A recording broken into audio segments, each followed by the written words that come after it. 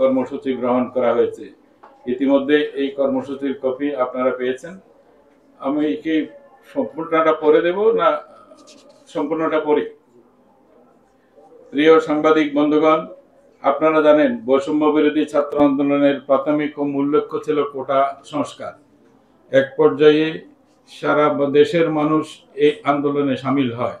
পরবর্তীতে এই আন্দোলন বৈষম্য বিরোধী আন্দোলনের রূপ নেয়। উক্ত আন্দোলনের চেতনাকে ধারণ করে মুক্তিযুদ্ধ বিষয়ক মন্ত্রণালয় প্রকৃত বীর মুক্তিযোদ্ধার সংখ্যা এবং সরকারি চাকরিতে প্রথম থেকে চতুর্থ শ্রেণীর পদে এ পর্যন্ত মুক্তিযোদ্ধা কোটায় নিয়োগপ্রাপ্ত জনবলের সংখ্যা যাচাইয়ের উদ্যোগ গ্রহণ করেছে। বাংলাদেশে বর্তমানে বীর মুক্তিযোদ্ধার সংখ্যা এবং সরকারি চাকরিতে প্রথম থেকে চতুর্থ শ্রেণী পদে এ পর্যন্ত মুক্তিযোদ্ধা কোটায় নিয়োগপ্রাপ্ত জনবলের সংখ্যা নিম্নে উল্লেখ করা হলো। মুক্তিযুদ্ধ বিষয়ক মন্ত্রণালয় হতে ভাতাপ্রাপ্ত মোট বীর মুক্তিযোদ্ধার সংখ্যা 1,96,454 জন। এর মধ্যে বীরাঙ্গনার সংখ্যা 464 জন। বাংলাদেশ মুক্তিযোদ্ধা কল্যাণ ট্রাস্ট হতে ভাতাপ্রাপ্ত মুক্তিযোদ্ধা যোদ্ধাহত বীর মুক্তিযোদ্ধা 5,895 জন। শহীদ বীর মুক্তিযোদ্ধা 5,333 জন। খেতাবপ্রাপ্ত বীর মুক্তিযোদ্ধা 368 জন।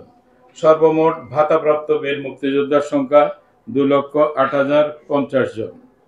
আপনাদের অবহিত করতে চাই যে ইতিমধ্যে আমরা অমুক্তিযোদ্ধা শনাক্তকরণ প্রক্রিয়া আরম্ভ করেছি।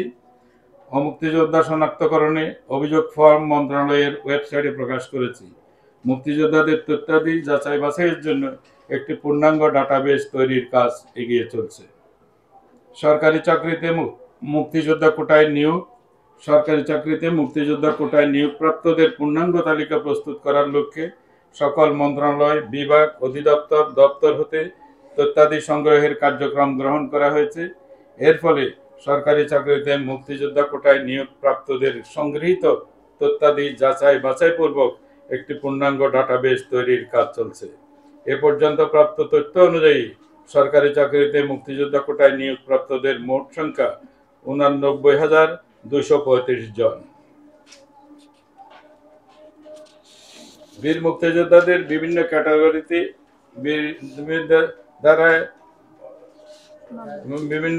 ক্যাটাগরিতে দায়েরকৃত মামলার মোট সংখ্যা 2,719টি। নিম্নে তার শ্রেণীবিন্যাস করা হলো। আর আমি শ্রেণীবিন্যাসটা হয়তো আর করার প্রয়োজন নাই। বিগত 20/11/24 তারিখে জাতীয় মুক্তিযোদ্ধা কাউন্সিল পুনর্গঠন করা হয়েছে। এরপরে একইভাবে মুক্তিযোদ্ধা কল্যাণ ট্রাস্টের জন্য 20/11/24 ট্রাস্টি বোর্ড গঠন করা হয়েছে। বাংলাদেশ মুক্তিযোদ্ধা কল্যাণ ট্রাস্টের সম্পত্তির ব্যবস্থাপনা ও আধুনিকায়নের জন্য গাইডলাইন প্রস্তুতকরণ। মুক্তিযোদ্ধা কল্যাণ ট্রাস্টের আওতাধীন বেদখলকৃত স্থাবর সম্পত্তির ব্যবস্থাপনা ও গাইডলাইন প্রস্তুত করার কার্যক্রম গ্রহণ করা হয়েছে। এর ফলে সম্পত্তির যথাযথ রক্ষণাবেক্ষণের মাধ্যমে ট্রাস্টের আয় এবং সম্পত্তি সংরক্ষিত থাকবে।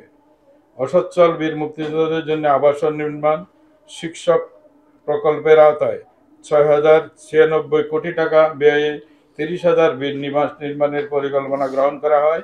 এর মধ্যে অক্টোবর 2024 পর্যন্ত 13,129টি বীর নিবাস নির্মাণ সমাপ্ত হয়েছে। 9,102টির কাজ চলমান আছে। 722টির টেন্ডার হয়েছে। 1,317টি মন্ত্রণালয় থেকে প্রশাসনিক অনুমোদন দেওয়া হয়েছে। 5,730টি প্রশাসনিক অনুমোদনের অপেক্ষায় রয়েছে।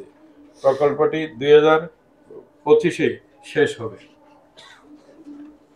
ইতিমধ্যে যে সকল বীর নিবাসের কাজ সম্পন্ন হয়েছে কিংবা সমাপ্তির পর্যায়ে রয়েছে তা প্রকৃত ও অসচ্ছল বীর মুক্তিযোদ্ধারা পেয়েছেন কিনা তা যাচাই বাছাই করার জন্য উপজেলা পর্যায়ে কমিটি গঠন করা হয়েছে। সারা দেশের বীর নিবাস নির্মাণ কাজের গুণগত মান নিশ্চিতকরণের সহ সামগ্রিক কার্যক্রম পর্যালোচনার লক্ষ্যে মন্ত্রণালয়ের কর্মকর্তাগণ কর্তৃক সরজমিন পরিদর্শনের ব্যবস্থা গ্রহণ করা হয়েছে। ঢাকাস্থ সরহদ্দি উদ্যানে স্বাধীনতা স্তম্ভ নির্মাণ শীর্ষক প্রকল্পের কার্যক্রম সুষ্ঠুভাবে সম্পাদনের লক্ষ্যে প্রকল্পের সার্বিক অবস্থা সরেজমিন পরিদর্শনের নিমিত্তে উপদেষ্টা পরিষদ নিয়ে একটি উচ্চ পর্যায়ের কমিটি গঠন করা হয়েছে। উক্ত কমিটির সদস্যরা হলেন মুক্তিযুদ্ধ বিষয়ক মন্ত্রণালয়, পরিবেশ ও বন ও জলবায়ু পরিবর্তন মন্ত্রণালয়, গৃহায়ন ও গণপূর্ত মন্ত্রণালয়, স্বরাষ্ট্র মন্ত্রণালয়ের উপদেষ্টা বৃন্দ এবং উপদেষ্টা জনাব মোহাম্মদ মাহফুজ আলম সরেজমিনে পরিদর্শন করে সুচিন্তিত মতামত প্রদান করবেন। এছাড়া এই মন্ত্রণালয়ের অতিরিক্ত সচিবকে পরিকল্পনা আহ্বায়ক করে 7 সদস্য বিশিষ্ট একটি কমিটি গঠন করা হয়েছে। এতে প্রকল্পের সার্বিক কার্যক্রম বেগবান হবে। মুক্তিযুদ্ধকালে মিত্রবাহিনীর শহীদ সদস্যদের স্মরণে স্মৃতিস্তম্ভ নির্মাণ প্রকল্প। বাংলাদেশের স্বাধীনতা যুদ্ধে ভারতীয় সেনাবাহিনীর 3630 জন কর্মকর্তা ও জওয়ান তাদের জীবন উৎসর্গ করেছেন। প্রায় 9856 জন কর্মকর্তা ও জওয়ান আহত হয়েছিলেন এবং 213 জনের বেশি নিখোঁজ হয়েছিলেন। মিত্রবাহিনীর শহীদ সদস্যদের মধ্যে